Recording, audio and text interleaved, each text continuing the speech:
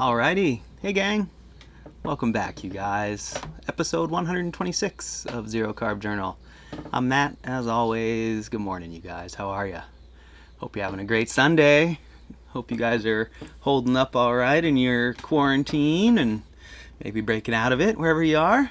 Getting out a little bit, I'm not sure. But I'm doing good. I had a good week, you guys. I've been pretty much just staying home. But it's been good. I've been productive, actually, getting out there and doing firewood chores, working on my car, working around the property. Nothing very exciting happening, but I'm feeling good. I'm moving forward daily, kind of still trying to stick to my goals and make some progress. I've been working hard on this stuff, on all of my video stuff. Hopefully you guys got a chance to check out my blood test video that I put out earlier this week. I'm pretty excited about that, you guys. That's something that I'm just really excited about it personally, for me to have sort of, I don't know why I never thought to look for that stuff before, those online blood tests. But so I've used it. I've done 2 tests now with that. I've done a vitamin test, which tests vitamin D and vitamin B, and I've done a male hormone test. Male hormone test came back great. That isn't really nothing to do with the diet, but all of my numbers were pretty much right where they're supposed to be. I have a little bit high on prolactin, I think, one of those things. Not much, just like very ever so slightly out of range. And from the reading I've done, it's nothing to be concerned about. I have an appointment with my doctor in a couple weeks, I think, maybe a month, something like that. And so I'll follow up with him on that. But those numbers, it was really reassuring for me to get those. I was really appreciative of this service. I've been asking my doctor actually for that male hormone test for a couple years, and we've always had other stuff to do, and he didn't feel like it was part of the bigger picture, so he's been reluctant. And I think he's also working hard to get the things that I do need done paid for through my insurance. So I feel like he's been a real partner and with me in that. He wasn't not testing me because he just was trying to make sure we were doing the best for me, I believe. At any rate, I'm excited about the tests. And so I did that one, and then I did the vitamin test, and that one was interesting. I came back with low vitamin D. My vitamin E was perfect. Vitamin B was perfect. They test a few of them, but they were all good. I'll have to go back and check, but the vitamin D was a little low. So I bought some supplements, and I'm going to take those. I took my first one. I guess I forgot to take one yesterday. I'm not used to that. But I'm going to try taking some vitamin D, see if I notice any difference in how I feel. I'm not worried about the numbers saying that I'm low or saying that I'm high. But if it indicates that I could maybe improve by trying something, I'll try it. So I'm trying that, and we'll see if it makes any difference or not. So I'm not sure if this is working, if it's streaming, but it looks like it might be. It says stream status okay, so hopefully this is working. I did order a new internet service that I'm going to attempt to try, but it didn't. I thought it was going to be here Friday, and my SIM card didn't show up. So hopefully next week will be streaming a little faster. If I get this working, I'm going to hopefully be able to show you guys videos and pictures and all that stuff on here. But anyways, I'm going to keep trying. But hey, so let's talk about zero carb. So my week this week, really good, no sick days, feeling good, good energy. I've been out cutting firewood every day, which has been great. Oh, it looks like, did my stream drop? Well, it might have. Maybe I'll have to put this back up afterwards. Well, we'll see. At any rate, I've been busy. I've been working hard, cutting firewood, working on my car, just sort of feeling good. And it's amazing. I've been just active all day. And it's something that I really noticed the difference compared to how I was a few years ago. And I'll just find myself, 5 in the evening or afternoon, ready for another chore. And I'm doing it. Oh, thank you, Little Viking Coach. I really appreciate that. Nice to see you, by the way. Thanks for being here. That makes a big difference, just knowing that it's working. So I've been feeling good. My energy's been great. I've been eating pretty much just my ground beef. Now this week I cut back on ground beef, and I substituted a ribeye. So I've been eating a ground beef and a ribeye each day. It's good. It's a nice mix of fat and lean, and I think I'm probably eating a little less than I was prior. I'm also making a conscious effort to try not to eat. Cuner, hey bud, how you doing, man? Thanks for being here.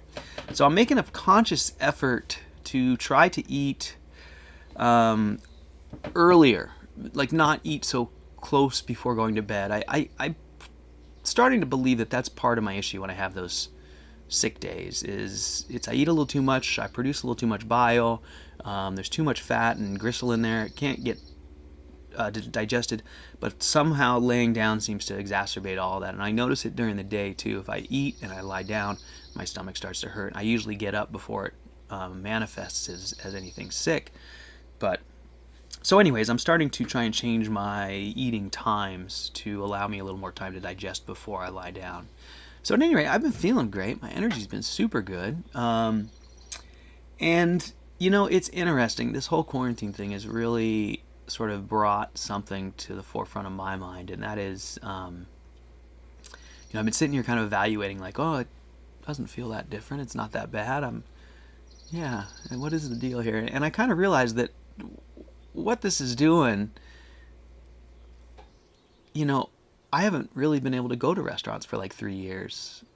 Cuner, cool. Yeah, so that works for you too. So Cuner says that works for me. Does wonders for your sleep as well, eating my last meal at 4 p.m. Yeah, that's it, Cuner. That seems to have been a pretty key element for me. It's kind of a balance because I've always, in my lifetime history of eating was always to skip breakfast and sometimes lunch and then just eat a big meal late in the day and go to bed full. That was kind of my whole thing through most of my life. This hasn't been a difficult transition for me, but what I do find is I kind of like, I have to gauge it, so I don't sort of get a little bit hungry before I go to bed. Because if I go to bed with a feeling of hunger, then it feels really, that doesn't feel good. I don't sleep well if I feel like my stomach's rumbling at all. But not usually an issue. Even, you don't usually have hunger in between meals on zero carb. But I think it's just a cycle that I've always been in. So yeah, Little Viking Coach asks, so you've been zero carb for 3 years. Yeah, Little Viking Coach, I've been zero carb since February 7th of 2000. I don't remember. 3 years. Was it 17? I guess it was 17. 17, I think. 18, 19, 20. Yeah, so 3 years and a few months. Strict pretty much that whole time. I really haven't cheated, as it were, at all, although I've taken a couple bites of fruit from my property. I've planted like 100 fruit trees or more in the years running up to becoming zero carb. I was a huge gardener and food preserver and really was into self-sufficient living. I had gardens here for 20 years and fruit trees and, permaculture site really, where I was trying to provide all my own food. At that time I was trying to do it with some livestock, but mostly growing it. And of course now I've turned that all around. But yeah, in the last 3 years, I've really eaten nothing but, for the most part, just beef. Little bit of bacon once in a while. For a while, I did a long stretch of bacon. It wasn't very good for me. Eggs, occasionally. If I eat them regularly, they don't do me very well. Smoked salmon, fish is good. Beef and lamb are the best, it seems like. Very little pork, if any, other than bacon. No poultry. No dairy. Occasional cheese, actually once every... maybe twice a year or something. I'll have a little cheese and then usually regret it. Although sheep's cheese seems to be okay. There's my summary, I guess. So yeah, 3 years. And it's been great. It's been life-changing. I am healthier than I've ever been, in my opinion. I feel better than I've ever been. My energy, my output, my mood is stable. There's so many benefits. It's unreal. It does come at a little... cost. It's a challenge for sure to get into the swing of things, but once you're here, man, it's really easy. I think it would be super easy if the whole world recognized it. The only hard part is you just don't fit into society's holes that they have for you. So restaurants and social gatherings, things like that can be challenging to navigate. You learn. There's ways to do all of it. Usually eating beforehand. There's usually meat everywhere. I don't know. It's not a big deal, but yeah, it's been really, really an amazing, profound journey, this zero carb thing. I recommend it to everybody, at least to try it. So you've been off and on, but focusing more strict lately. You've been focusing on steak once a day. Hey, Karen. Nice to see you. Glad you showed up. Yeah, little Viking. It's hard to it's hard to believe until you've been there, and maybe you've been there and maybe you haven't. But there's something dramatically different about near zero carb and strict zero carb.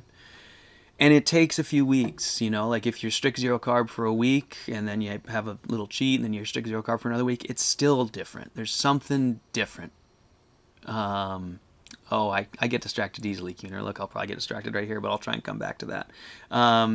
But there's something different about just meat for an extended block of time than even when it's broken up intermittently. So I would highly recommend, if you haven't done a strict 30 days, just buckle down. There'll be times when you're like, I gotta have a bite of something else, but just tell yourself you can do it for a month. I know you can, and because it makes a difference.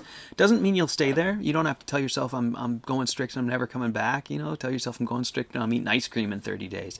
Whatever it takes. Just make it a challenge, make it an experiment. Because the thing is your eyes will be opened and you'll learn so much along that journey that your perspective at the end will be so much different than your perspective at the beginning. All you have to do at the beginning is get yourself there. So yeah, so I don't know if you done strict for a period of time, but man, it's worth it.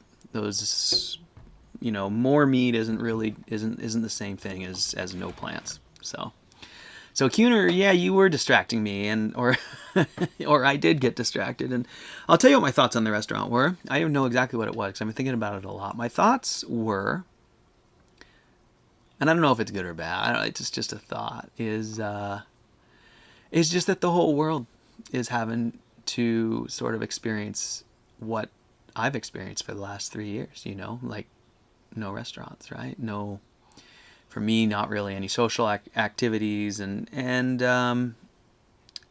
it's, I don't know what I'm trying to say with it. It's just been sort of a revelation that I've had this last week going, oh, wow, this doesn't feel different to me because this is what I've always done. And then sort of like digging deeper and going, well, it's not just that I've always done this. Now everyone has to do it, and I don't know. I don't really have any point with it, Kuhner. It just was observation that that I've been sort of unable to participate in the regular, day to day of a normal, what we consider normal life, going out, going to restaurants, and meeting friends at the coffee shop, blah blah blah, those kinds of things. I haven't been able to participate in for years, and now kind of the whole world is there, and I don't know. It's just interesting. That's all.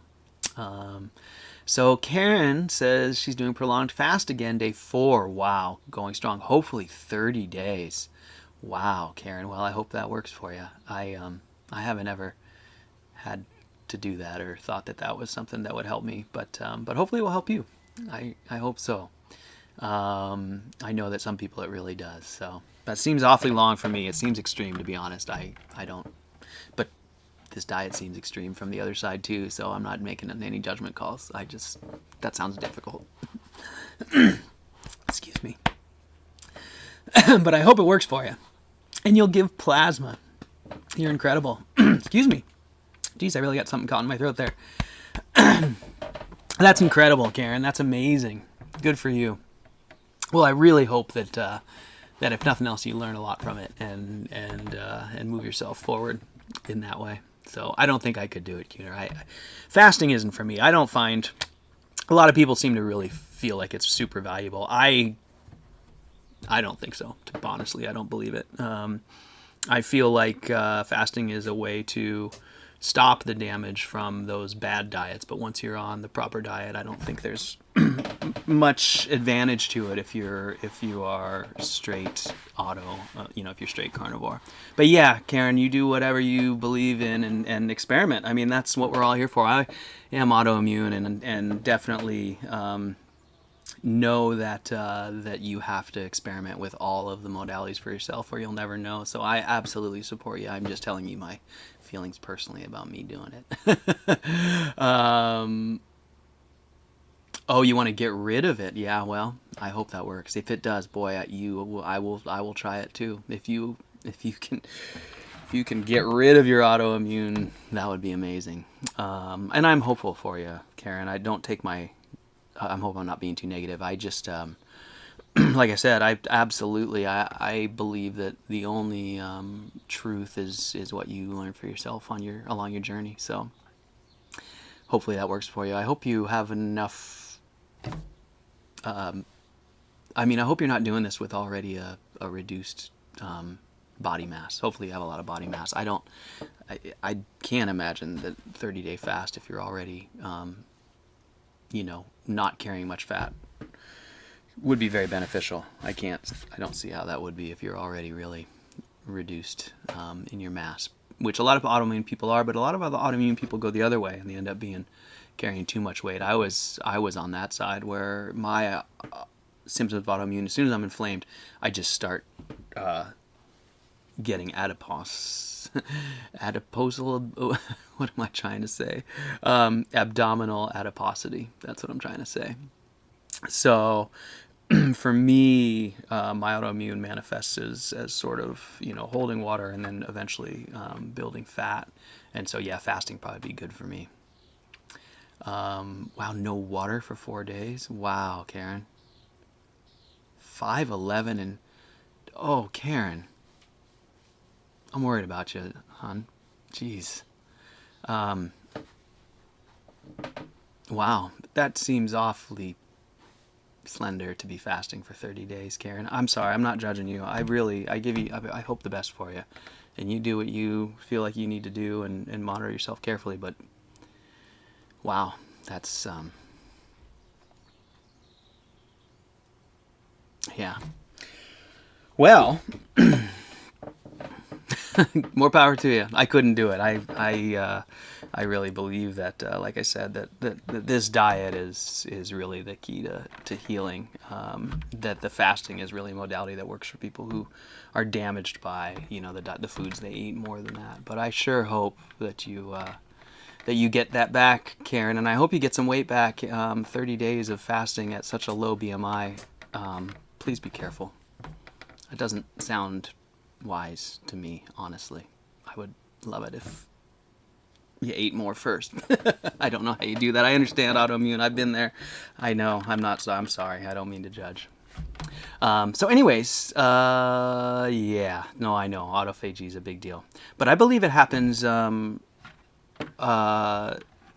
when we're in our carnivorous eating patterns too. I don't believe you need to fast to achieve autophagy. All the studies I've shown that, or I've read on autophagy, seem to indicate that it happens once you reach ketosis. And so, I personally believe that autophagy, I'll just say it again. I believe that while fasting is touted as being super beneficial, it's touted that way in a carb-centric society. And I believe that we achieve those same benefits through carnivory. Now, I'm not a scientist. I'm probably wrong, almost for sure. But that's my take on that, is that once you've achieved, zero carb living, that fasting stops having as many benefits. Now, a lot of carnivores, we do people call it, a 1 meal a day cycle a fast. I don't really feel like it's a fast. But I do feel like it's very natural. I gravitated naturally towards 1 meal a day without any motivation to get there. So yeah, okay, good, Karen. As long as you have people around you and you seem super smart. I'm sure you're watching out for yourself. I just, it's just natural to be concerned when anyone is underweight and then undertaking a fast. So please be careful, but I know you will. And I'm glad you're here with us because I would like to learn from you. So please do keep sharing about that journey. It's really fascinating, despite my apprehension. I'm interested, and especially since you and I share, some parts of a condition or whatever. I'll be super curious to hear how your progress goes. So best of luck to you on that. And come back and eat a bunch of fat meat when you get back, please. When you get back to eating. So yeah, so that was my kind of thought for the week, was really just that quarantine thing.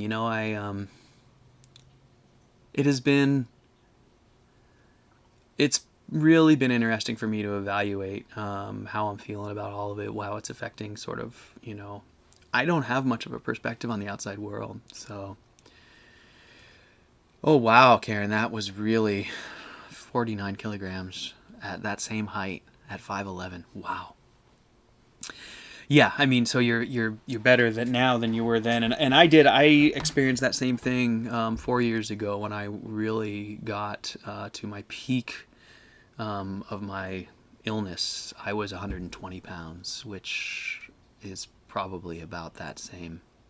I'm not sure how much that is in kilograms, but I think now I want to say now I'm like 65 kilograms, 140 pounds, something like that. So I know what that's like, and that's a hard place to be in, and I mean, I get it. You have been much scarier than you are now, so yeah. Well, I shared. You can watch my all my earlier ones, journal, even going back to 1 and 2 and 3. I really kind of give you the foundation of my story, but yeah, in 2015, I think I was really sick, going to the bathroom 20 times a day. I mean, it was awful. I was bleeding, and so I started to make changes. I started to kind of play with my diet and work out, and I kept deteriorating. And so by about, I guess it was 1 year later, 2016, probably about the first of 2016, somewhere around there. I don't know if I have my dates right, but I got to where I just really couldn't eat much at all. I was bleeding on the toilet, and I was on the toilet all day, and then that was manifesting as like losing consciousness on the toilet. So I'd fall off and wake up on the bathroom floor in a pool of sweat and blood, and I mean it was horrible, vomiting. And I mean I quit work. I stopped working. I sold everything I owned. I was sure I was going to lose my property. That's why I built this little shack.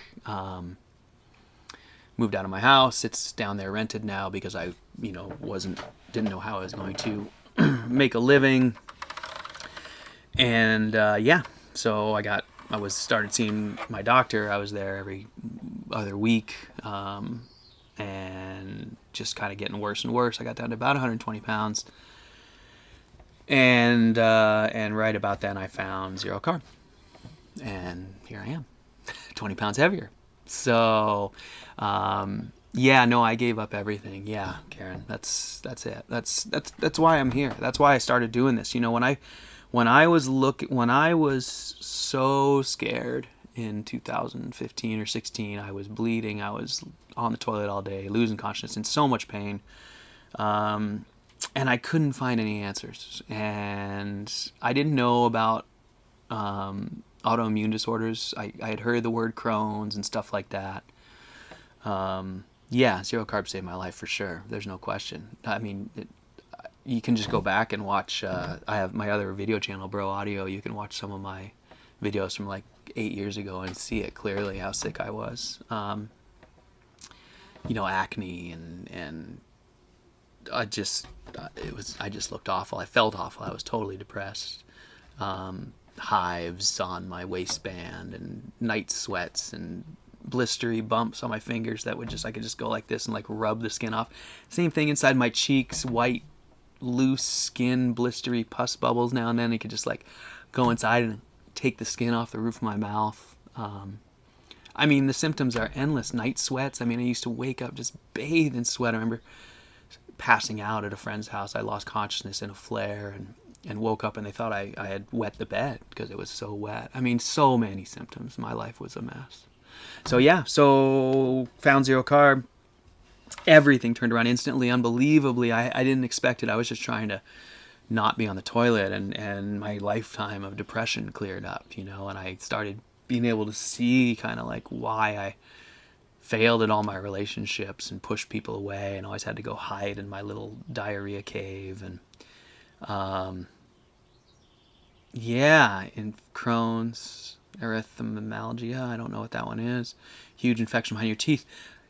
So yeah, so it wasn't until a few years ago, 3 years ago, I guess 4 years ago, that I started to really sort of figure it out. I did get a colonoscopy. It was months after I had started zero carb. I was in remission, so my scope came back clean at that time. I hadn't bled for probably 6 months at that time. So my doctor, he is operating under the assumption that it's Crohn's, but because I found zero carb before I got a diagnosis, I probably never will get a diagnosis unless I go back to getting sick again. Sometimes that's almost, it'll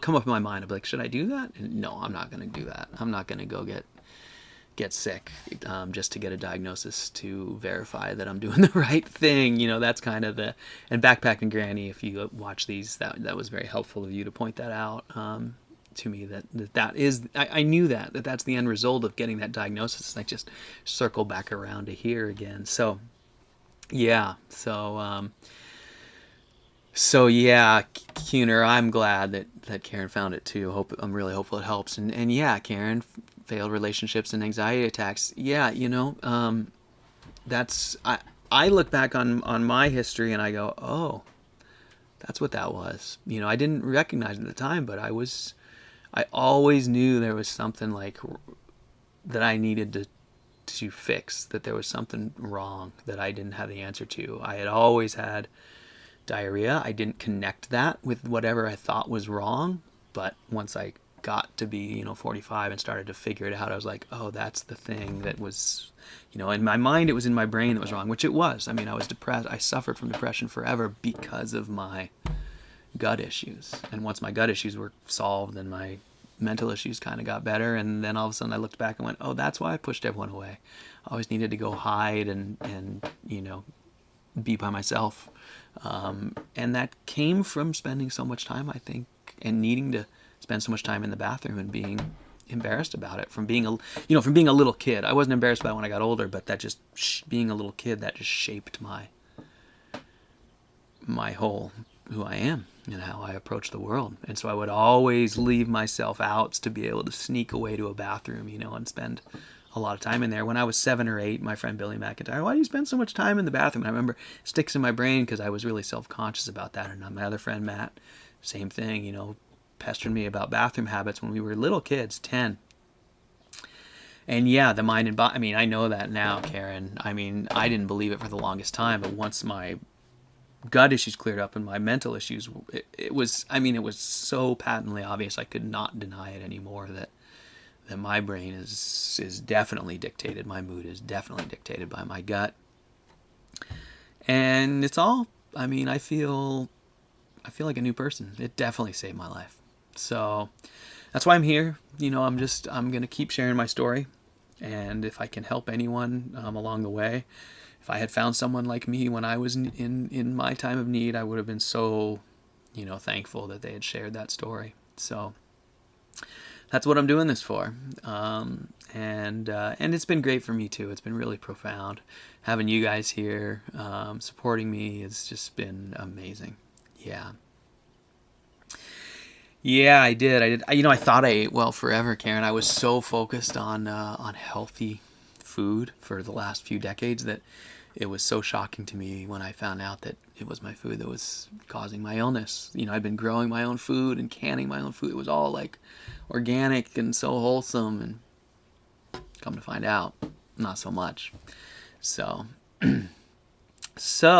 yeah. So that's that's that. So I don't know. Are you guys able to get out these days? I'm pretty much stuck at home. My state is starting to open up, but that just means that there's exponentially more people everywhere. Like, it almost just seems like it's worse to go anywhere now. And of course, I live in the recreational area, so all the people from the city are coming here now that the roads are open and stuff. So it's just crowded as can be out on the beaches and stuff. So I've been kind of just staying home and laying low. And yeah, Karen says she was a vegan. You were a vegan for 20 years, Karen. And yeah, that's it. Thought you were doing the best for yourself, and come to find out it wasn't the case. And that would be me. That was my path as well. Yeah, Cuner, you're stuck, huh? Yeah, me too. So, yeah, I have a car, but like I said, anywhere I go, so that's just it. I live where I don't really need a car, right? I can go out, get on my bike and go out the road and go up the mountain, but everyone from Seattle is driving out here with their bikes because they have to put their bikes in the car. And so, I don't know if it'd help you, I guess is what I'm trying to say. You just end up out there with all the other people with cars at the same place.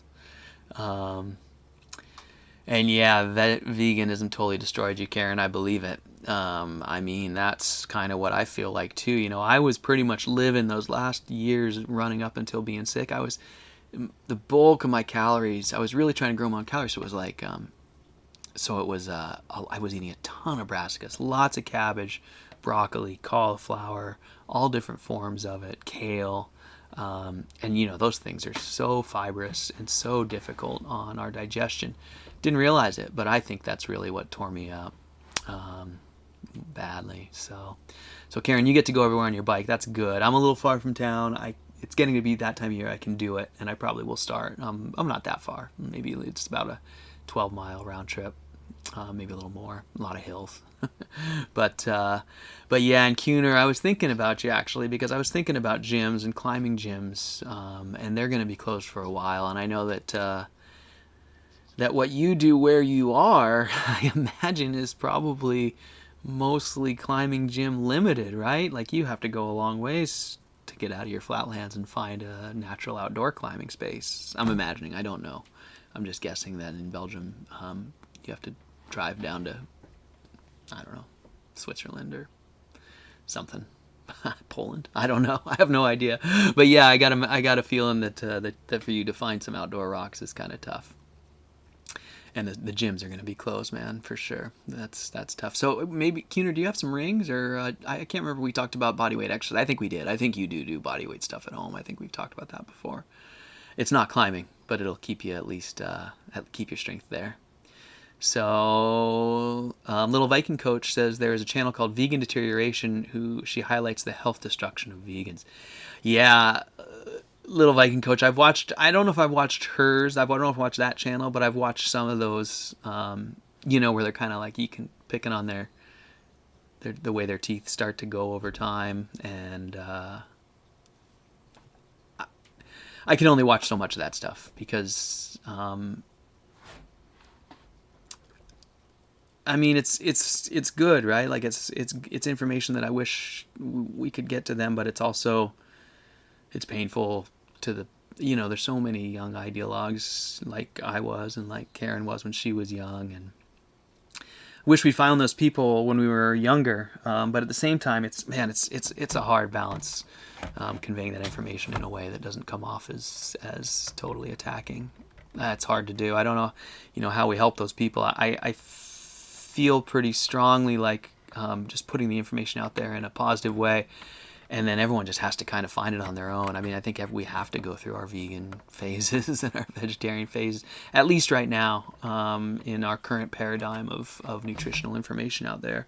Everyone is going to find fruits and veggies as the path to health before they find meat for the most part, and I think you just got to go down that path. And for some people, it seems okay. I mean, I think they'd do better if they were carnivores. They just don't know it. But it also doesn't seem to necessarily wreck everybody the way it did me. I don't know. I don't know. I can't. It's hard to make sense of, right? Like, on the one hand, sometimes I feel so strongly that this is the only way that we can really truly eat and be truly healthy. And then, I take a step back and look at people I know who seem just fine for the most part. I mean, and then I say that, and then I know that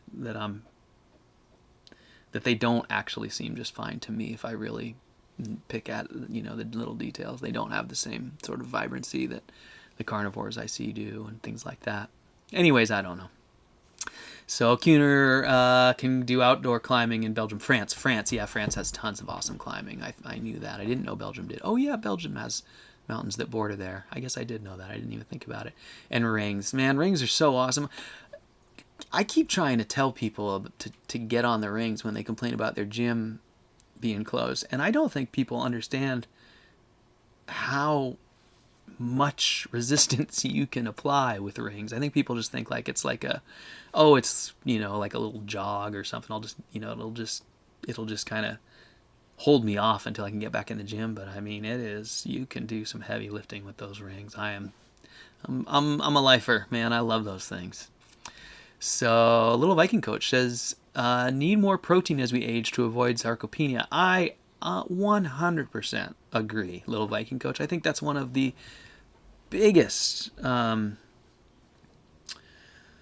crimes, I don't know, misinformation, deals of our current nutritional paradigm that drives me out of my mind is even people who, from all sides of the spectrum, a lot of people buy into that protein accelerates mTOR, accelerates aging bullshit, excuse me. That is BS, man. Like Karen says, told your parents that as well, more protein. That's exactly right, man. We got to keep, is it Dr. McGuff who talks about the time under the curve, your active part of your life where you don't want to get to the end of your life and just have to sit in a chair for years. I mean, what good is the rest of the end of your life? You can't do anything, right? So more protein, right? Less sarcopenia.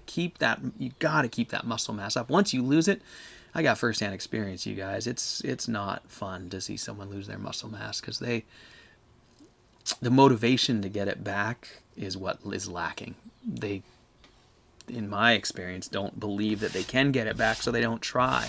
Nothing could be further from the truth. We retain the ability to create muscle as long as we're alive. So yeah, eat a lot of protein when you get older. Keep exercising. I mean, that's my take. I'm on this train for life now, you guys. That's how I feel about it. I wasted a lot of years, kind of just thinking that I was fit enough. So I'm going to continue to work on it.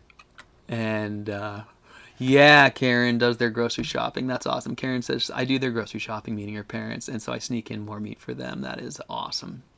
That's exactly right.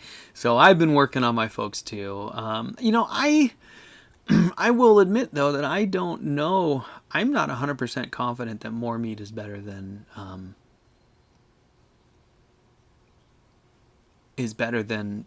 less meat in a mixed diet. I'm not sure.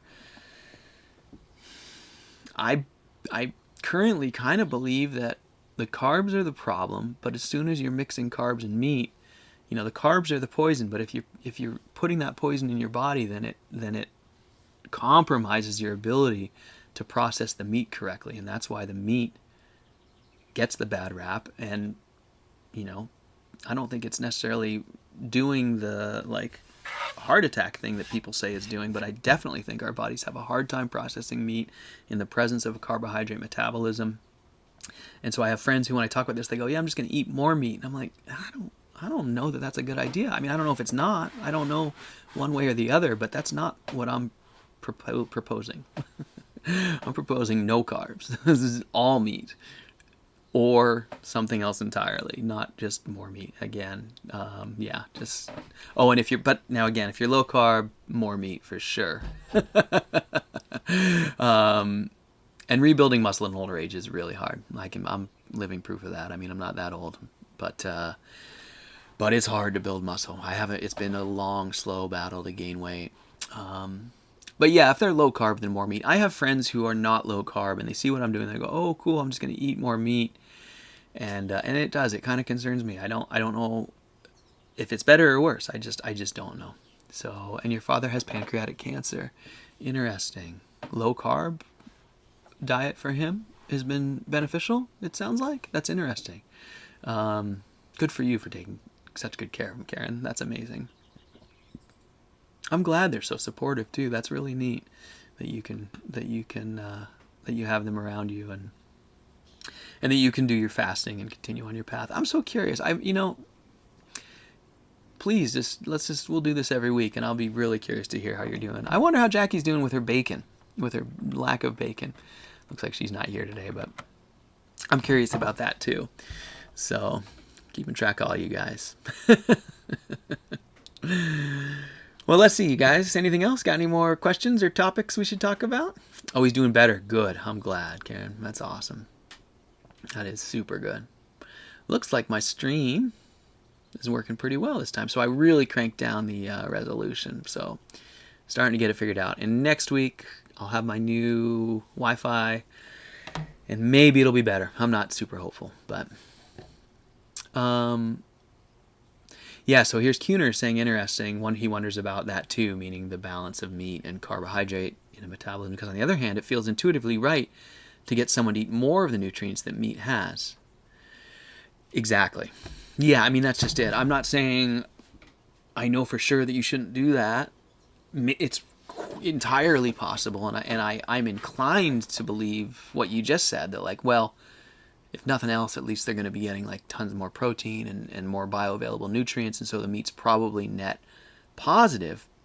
But if they're sitting there, my one great friend who I love so dearly, he was really close to carnivore with me, but he's like, the one thing I like to do is I love to eat French fries. French fries. And then we went out to breakfast, and he got he's like, he got his carnivore breakfast, and he had a big plate of hash browns. And I was like, well, I mean, the more meat, good. But then more meat in the presence of a giant pile of starchy carbohydrate, fried. Yeah, I mean, to me, what I see happening is I see the body prioritizing the carbohydrate processing, right? Just like it prioritizes alcohol processing. So it prioritizes carbohydrate processing, and in so doing, it's going to shuttle all that fat into the cells and yada yada yada. So I don't know. I don't know for sure, but I'm coming around of the inclination that carnivory is the ultimate human diet, but not necessarily more meat in a mixed diet is better. Although at some point it changes over, right? Like, I think the way that Americans used to eat in the 20s and 30s is probably pretty close. Well, I'm stretching that a little because we had margarine and whatever there, but maybe a little earlier. But traditional diets in the West, or even Germany, and in the 1800s, you could look at menus from there, and side dishes were sides, right? Like the vegetables were sides. The meal was the meat. And I think we lost track of that. So I don't know. Now I'm really off track. But I guess basically what I'm trying to say is that same thing. Yeah, all meat, super healthy. All plants, maybe not so bad. Mixing the two, I think problematic. Mixing the two, lots of plants, a little bit of meat, really bad. Mixing the two, a lot of meat, tiny bit of plants, probably good. Anywhere in between is a gray area. Now, those are just opinions. I have no proof of that. But that's just how it feels to me. So, and then Little Viking Coach asked, do I drink coffee? I don't. I did. Coffee was, I grew up in Seattle, I grew up in Seattle in the 80s, in the 70s, 80s, and 90s. I grew up in Seattle when Starbucks was founded. My friends were, some of the first employees there. We drank coffee. I drank so much coffee. I was so addicted to coffee. I remember my mom, if you watch this, I apologize, but you got me hooked on coffee when I went away to college. Almost like it was like a rite of passage. And I loved it. I mean, I'm not blaming her, and I loved it. And I always got coffee for Christmas and drank coffee. I had my burr grinder and my millions of ways to make it. I was a total coffee aficionado. So 3 years ago, when I went through this process of going to carnivore, I really wanted to figure out how things affected me, and so I dropped coffee, and it was so difficult. It was the hardest thing I've ever tried to quit. Harder than not drinking, harder than not smoking cigarettes. Those are the things I really had to try and quit, but I didn't really smoke cigarettes even for long, so that didn't count. But at any rate, coffee was so hard. But I dropped it, and I'm glad I did. I can drink it once in a while. I probably had 2 cups this last year, and it's fine.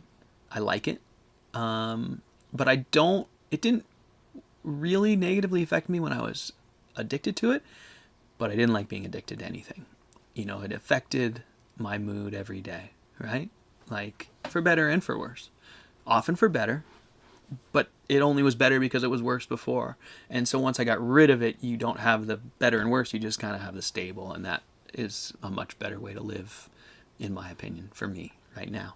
So I dropped it, and I miss it and don't miss it.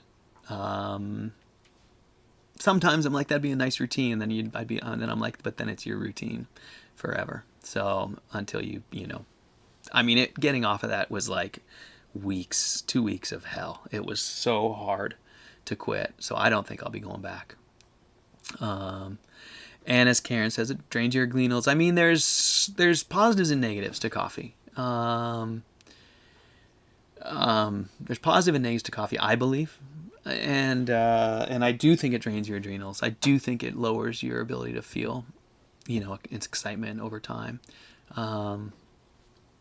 But I don't know. It seems to have some benefits too. For me, it really just came down to not wanting to be addicted to something. And I smoke pot. I like drugs, as it were. But I don't like being addicted to stuff. I don't like something that I have to have at a certain time. Positives of coffee, it's a blood thinner, diuretic. Stimulant. It's definitely a stimulant, right? And some people wouldn't see that as a positive, but there's times when stimulating your brain activity is a net positive when you're studying or something like that. I think mood modifiers can have benefits, and coffee. I can't go into it scientifically, Karen, but there's a lot of studies that do talk about coffee as being net positive to things like Alzheimer's or blood pressure. Those studies probably have as much weight as any other epidemiological study, but there are studies out there that point to coffee being beneficial. Other than the drug part of it, but actually just the nutrition. That's the caffeine we're talking about as the drug, and I think there's some positives to the caffeine. The downside is it's super addictive, and I don't want to be there. But I think there's some positives nutritionally to the coffee. At least it's touted. There are some that are touted. Whether they're true or not, I don't know. I think it's probably such a minor thing. It doesn't matter either way. It probably goes both ways. And then I'm going to go back to Karen saying, I would say no mixing carbs with meat, but maybe 2 separate meals. I would never go back to vegetables because they made me so sick. But some people do well with a bit of fruit and meat in 2 separate meals. Exactly, Karen. Yeah, I see that. And I see people, so I'm doing fine with them in the same meals. And so, I don't know. The diet that I came to zero carb from was the specific carbohydrate diet, which is a diet that is now pretty much targeted towards Crohn's disease people. There's a book called, I don't remember what it's called, but a woman wrote a book a few decades ago and sort of touted the diet. And then recently, a very, very well-respected doctor at the University of Washington, the head of gastroenterology and head of Seattle Children's Hospital Pediatric Gastroenterology Division. So he's a great gastroenterologist, and he wrote a book about that same diet, the specific carbohydrate diet. And so I came here from that diet, and that diet was pretty much just meat and fruit. It was high-carb meat and fruit. And over time, I became concerned with that because fructose, the way we process that in the liver, messes with our ability to deal with the fats in the liver. You can end up with non-alcoholic fatty liver disease. So I kind of thought that specific carbohydrate diet wasn't trending in a good direction for me with regards to those things, but my gut markers were getting better for the most part. So I slowly started to wean down the carbs, go to the all meat, and that's kind of how I ended up here.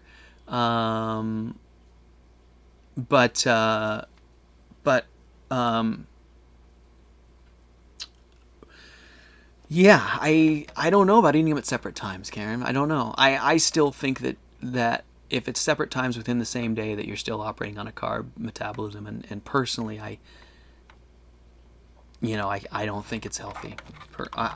I feel like your metabolism is kind of one or the other. I mean, we're not that black and white, but we all know that this transition phase to carnivory takes a few weeks to really get there. So I think anytime you're in that middle phase, you're sort of giving your body more work than it needs. So I don't know if that's true or not. Those are just opinions. But I'm going to read up here. Kuhner says, been addicted to pot. You can do it once in a while now. I'm glad you can, Kuhner.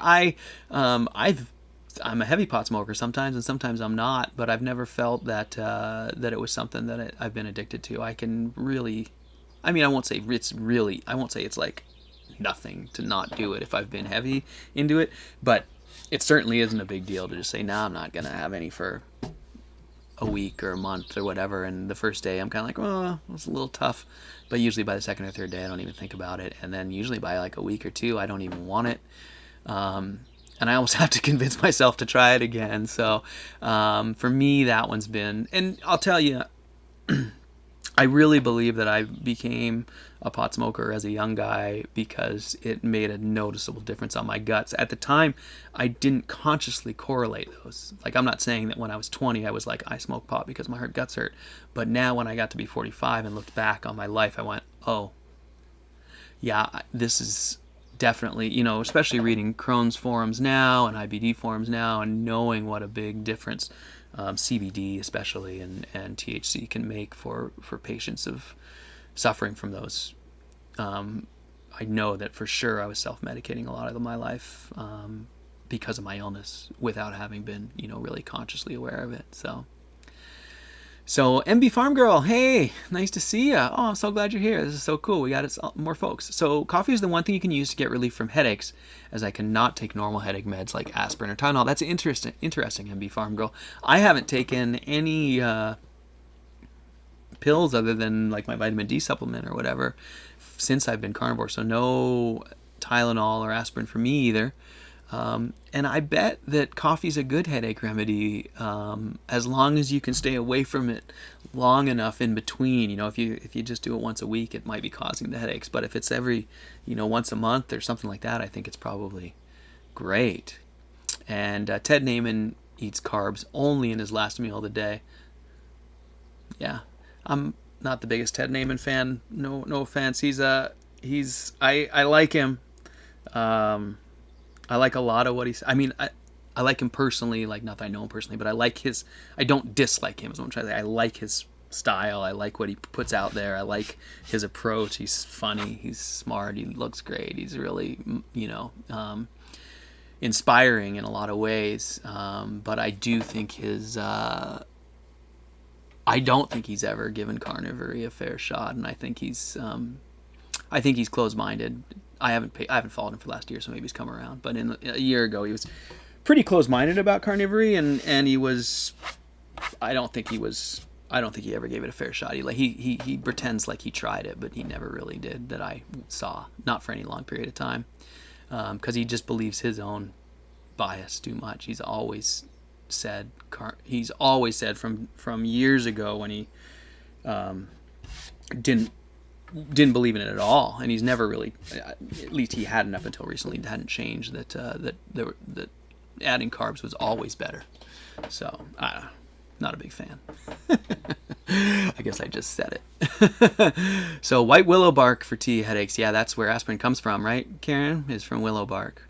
And Kuhner says pot has been self-medicating for me too during that time, but mostly because of depression, and probably thanks to zero carb, you can now do it just a bit. Yeah, I mean, same deal, and all part and parcel of the same package, right, Kuhner? That's what I thought I was self-medicating for with the pot. Like when I was a young guy, I thought I was self-medicating with depression and anxiety and sort of social anxiety. It's really funny, you guys. My job throughout my youth was salesperson, like whether it was in a retail store or then I was a sales rep. And I was good at it, right? Like I could go into stores and I could do clinics in front of these 20 strangers, and like they would all be my best friends at it. Everyone, thought I was just like the social. I was always the center of the attention, and I would throw those huge parties and all that stuff if I had to. It was my job. I was always so just overwhelmed with social anxiety during all of that. It was just a mask that I learned how to put on to be able to deal with those situations, and that mask was so good that people thought I was like socially gifted, but in truth I was always super anxious. And so anyways, going back to that, yeah, I thought I was self-medicating with pot for depression and anxiety.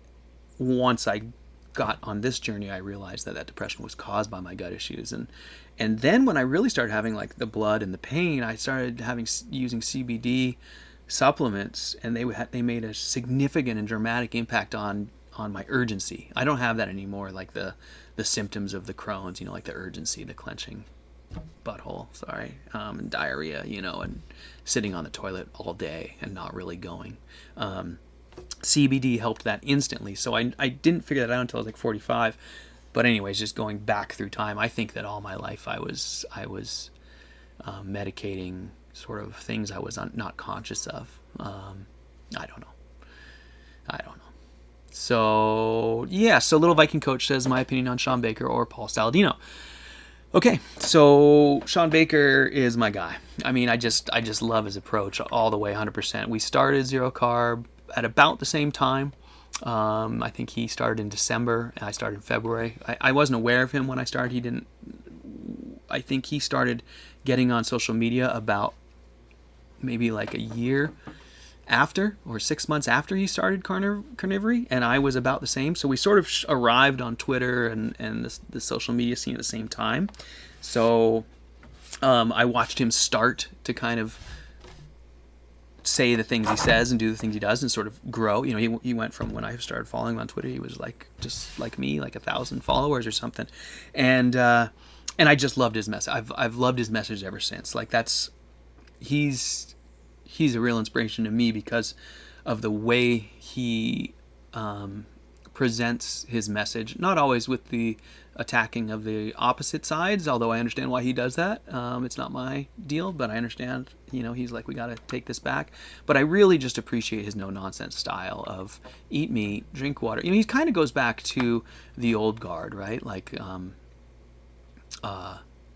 Charles Washington at Zero Carb Health, who always just said, eat the meat you like and can afford. Don't worry about the ratios. Don't worry about the macros. Don't sweat the details. Just stay the course and you'll get better. Once you've been eating meat and water, you know, a year down the road, you'll start to identify the details and you can tease the nuance out of it.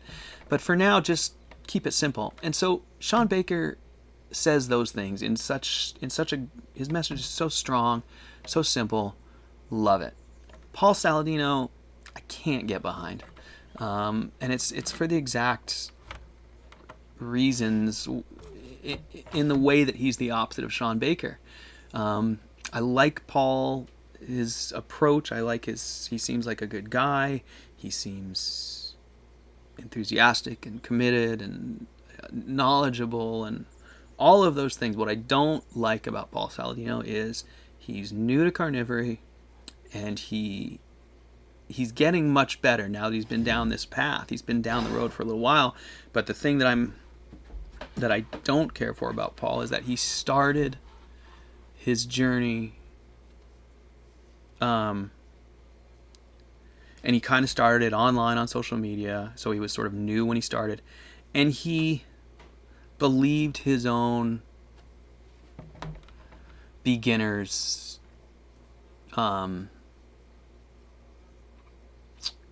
falsehoods, I guess. Things like you have to eat liver and organ meats, or you know what I mean. Like basically he started in carnivory and he went, I'm gonna be the science guy. I'm gonna look at the science.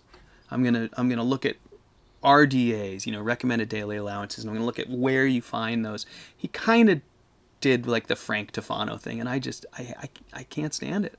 I don't think you can look at nutritional recommendations and then say, okay, so that means I should eat 4 grams of liver. And, you know, and Paul really went hard on that. He went hard on the optimal carnivore narrative. And I don't believe it. I think it's BS. And I think he's starting to realize it's BS as he's further down this path. And he's, to his credit, he's a big enough guy. And I don't watch him, so I could be way off base because these are opinions that I've formed like on older social media things that they've posted, so I haven't kept up with them.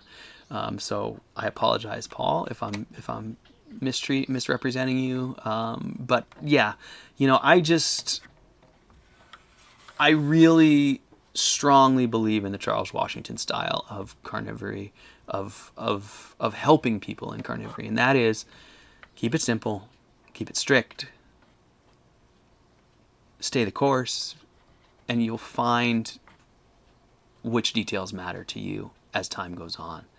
But to try and place restrictions or, you know, to try and overlay some parameter, some framework of nuance to the diet in the early days with musts or shoulds, I don't know. That's where I get frustrated with Paul, because he's got a whole new generation of zero carbers kind of believing like they need to source grass-fed or they have to eat liver or brains, and I know he's getting better along about those things, and supplements and vitamin D, and I've always been of the mind that eat the meat you like.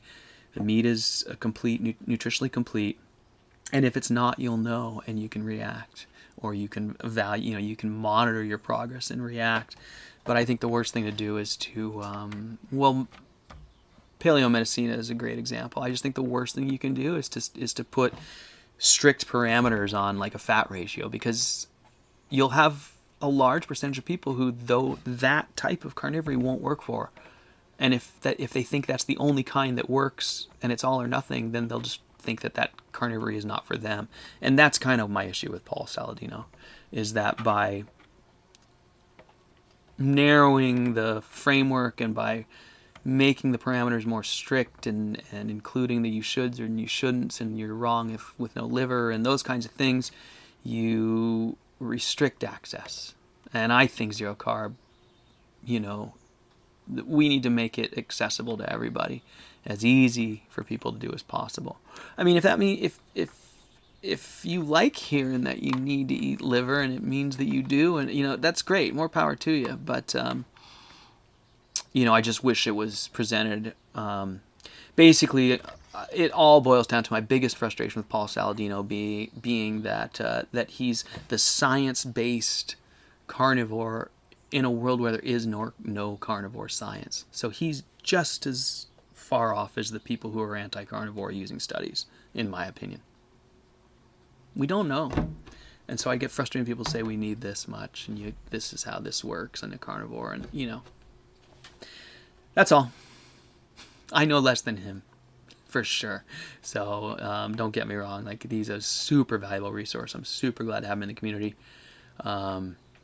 We could be doing a lot worse. But I definitely lean more towards the Shaun Baker style. That's all I'm saying. Yeah, Keener, I know we're getting there. So I got to thank you guys. Thank you for dealing with me on the growing pains on the live channel, on the live stream. I'm really limited by my internet, and it's a real big point of frustration for me.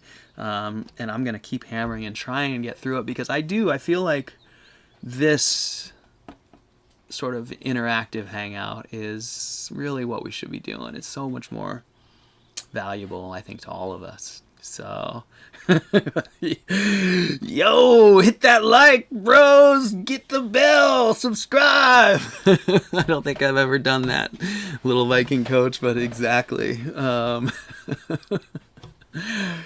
Oh, it's so funny, you guys. This whole thing is really challenging to navigate, to be honest with you. That video I made this week with the blood test thing, I mean, that felt, if it was really honest, it didn't feel bad at all. It was very real. It was really just me sharing that. But when they approached me and said, hey, do you want to do this partnership thing? I mean, it's so hard to navigate. But at the same time, I did. I felt like it was something I could offer you guys, and it would be helpful. And it does help me. I mean, I'm pretty sure I lost my living out of this COVID thing. I don't think I'm going back to work on the boats, at least not anytime soon. So, I mean, I won't lie. I'm definitely, looking towards these YouTube and blog types of things as at least something in the future. It's not it's not going to do much, but any little bit of income helps. So anyways, this is a safe space on YouTube, Cuner, and no, I won't start doing that. Yeah, I can't stand Frank, Karen. He's the one who gets under my skin the most, and it's for the reasons I just said. His ego, his belief that he knows the right way to do it, his belief that there's a wrong way to do it. I mean, just that alone is enough to should make you want to run away, I think. He's been, I started watching him years ago when I was first starting, and he's not stable. He just goes on these crazy sort of rants, but more than that, it's more just that his information. It's more just that the idea that there's an optimal type of carnivore, the idea that there's one right way of doing it, the idea that you have to have liver and, raw, less cooked, and more fat, and the grass-fed BS, and the guy was living on like foie gras and then trying to preach about grass-fed. He's the one actually of the whole carnivore world. I think he does the most harm to our cause. Yeah, he is intelligent and he is funny. I mean, he is those things. I agree with you. And I, at first I was entertained. But like I said, what really bothers me is the limitations on the diet. The idea that if someone's not eating it raw, they're not doing it right. Or the idea that if someone's not eating liver, they're not doing it right, and they could be much better if they just would eat some liver. Because that's not the case for me. I've tried the liver, I've tried the raw, I've tried the more fat. All those things make me feel worse. Now, there's a lot of people who they make feel better. And so that's just it. I'm not saying Frank's wrong about what works for him, but it's just his ego in the presentations that it's the one true approach. That's where I have an issue with Frank. I would be all, if he had a different attitude, the same approach, but just like, and this is what works for me, you guys should try some different stuff and see, I'd be all about it. But just that idea that he's got the optimal carnivore and the other carnivores are getting deficient nutrition, and he says crap like that all the time, and frankly, I think he's dead wrong. I think he's dead wrong, and I don't think he looks very good. I don't think he's a very good example of a healthy carnivore. He sells online meat. I stopped paying any attention to him back when he was trying to start that. I was wondering if he got going on that. And he's always bashing other people. And now you've got me bashing him. So, and I don't mean to be. I'm not trying to bash him. I got a lot of value out of him. I do think he's smart and funny and entertaining for sure. But like I said, it's just if he did what he did and didn't bash other people or didn't place the way he didn't place his carnivore diet above anyone else's, I'd be fine with it. I mean, it'd be just like if here I am, right? I eat only well done, like so well done, none of you would probably eat it, like it's burned. Like that's the only beef I eat. It's all cooked, fried, black, hard like bacon. Truly, that's what I like. My hamburgers, squish them flat, fry them hard black till they're like bacon. Ribeye, I slice it as thin as I can, hard, black, cooked like bacon. No supplements, no liver, 3 years, low fat, high protein, overcooked, no supplements, no organs. This is what works best for me. That's all I'm saying. I'd be insane to tell you this was the only way to do carnivory. I'd be insane to tell you this was optimal carnivory and you're going to be way better than those liver-eating fat suckers, But that's essentially what he's doing, and that's where obviously you've pushed a button because I've been going on about it for a while. It bothers me. Part of it bothers me, obviously, because I'm self-conscious about the way I eat. In the carnivore sphere, I'm the outsider, and so, it bothers me. So I guess that was a little deep reveal there.